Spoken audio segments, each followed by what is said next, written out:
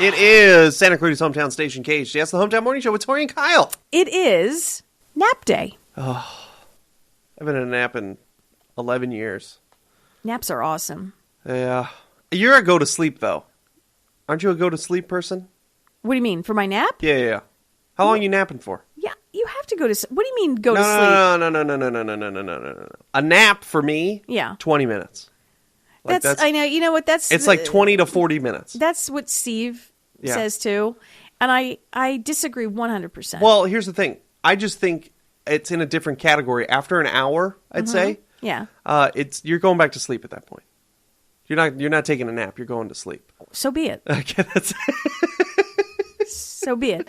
Yeah, I don't subscribe to the 20-minute nap thing. I just don't. Okay, yeah, that's fine. I don't, because it takes me 10 minutes just to calm down and get into a zone in order to nap. Do you think it's weird that we have to pretend to go to sleep in order to go to sleep? I think it's weird that the human body does that. Never really looked at it like that. Yeah. Next time you go to sleep, you're going to be like, what the? Now I'm going to be all in your head. You're going to be like, because you pretend to go to sleep before you go to sleep. Yeah. That's how you go to sleep. It's true. It's weird. You close your eyes. Yeah. And you pretend like you're sleeping. And then you do. And then you fall asleep. Wow. That's good stuff. Happy nap day. The Hometown Morning Show with Tori and Kyle. Santa Clarita's best morning show. Good variety. 98.1 FM and AM 1220. 7:40 on this Tuesday. Good morning. Happy July 20th. On the line with me is Dr. Jaimie Ronchetto. Dr. Jaimie, how you doing today?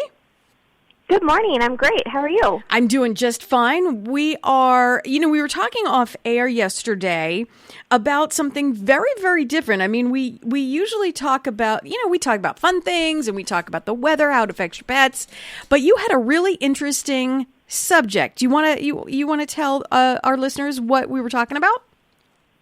Yeah. So I wanted to make everybody aware that, especially if they have,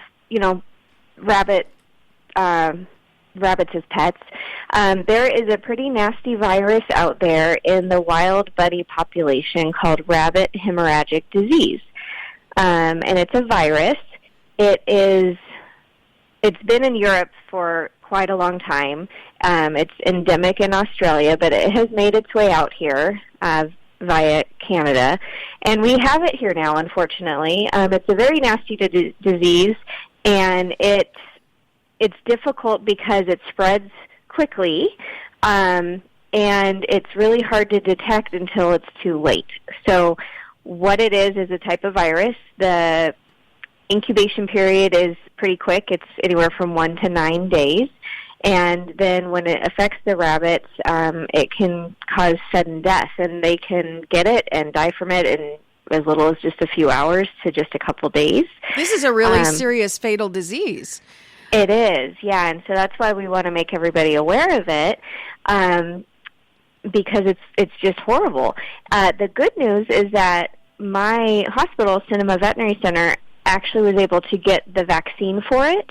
There is a vaccine. It is not approved in the United States typically, but veterinarians in problem areas, which Southern California now is one, especially our area, were able to apply for it on an emergency basis to be able to use in their patients. And we did that, and we have the vaccine. And so we've started vaccinating our bunny patients for it, and it makes us feel a lot better that we're able to protect them. Let's start from the beginning on regarding this. So it is called, repeat the name of this virus? Rabbit hemorrhagic disease. And if you have more than one rat, like let's say you have a couple of bunnies, it's really important to get them to Cinema Vet to get this vaccination, because here's a question for you. Can they give it to another rabbit or another animal? So it only affects rabbits, but yes, it's transmitted rabbit to rabbit. By direct contact or indirect contact. So that's the hard part, is that the viral particles can be in the environment. If a rabbit that was sick happened to be there and shed, if it like pooped somewhere in the grass or something, it can live in the environment for a long time. Certainly outdoors especially, other animals can spread it. They can have it, but not. They can, be contaminated with it. Basically, the virus. They can be a carrier. Spreaders of it, spreaders of it, but not. They're not sick with it. They don't have it themselves. They're just spreading it via contamination. So, we definitely recommend that bunny pets be kept indoors because obviously that's the safest. But because it can be spread by other means, like we could even potentially, let's say we went out hiking or something, bring it in on our shoes or something like that. So indoors is obviously the safest. If they have to be outdoors, then in a raised hutch, something off the ground to help limit any kind of spread or contamination. But yeah, it can only be spread to other rabbits. It's a rabbit-specific disease. When the rabbits do get this, have there been cases of a very, very sick rabbit, or did they just die immediately? So they could come in very, very sick. You might notice things that we would see would be like a fever. They might just act really lethargic and not want to eat, to then escalating to possibly seizures. They end up bleeding from the inside. So that's why it's called a hemorrhagic disease. They have internal bleeding and they have liver damage. And it's almost 100% fatal. So that's also the really hard part is there's not really any treatment for it. And are you the only veterinarian in the area who has this emergency vaccine available to these pets? Yes, to my knowledge, we are the only ones here in Santa Clarita that have the vaccine.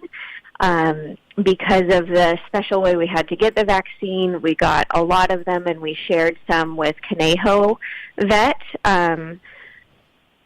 And so we're sort of splitting it and trying to share and get the word out there and everything. But as far as I know, we're the only ones in Santa Clarita that have it. Do you recommend if someone has a bunny, even if they keep it inside, because you said a very interesting thing, even if they keep it inside and they keep it away from, the normal outdoor kind of things, if you took a hike and you walked through some contamination, you could definitely unknowingly give it to the bunny, right? Right. Yeah, there's always that chance. So we're recommending vaccination for all of our bunny patients. And whether they're indoors or outdoors, we just think it's we want to keep everybody protected. If you have a bunny, listen up. Calling all rabbits. Calling all rabbits, exactly. Call Dr. Ronchetto and her team. What's the best number to get you at? Yeah, we are at 661-253-9300.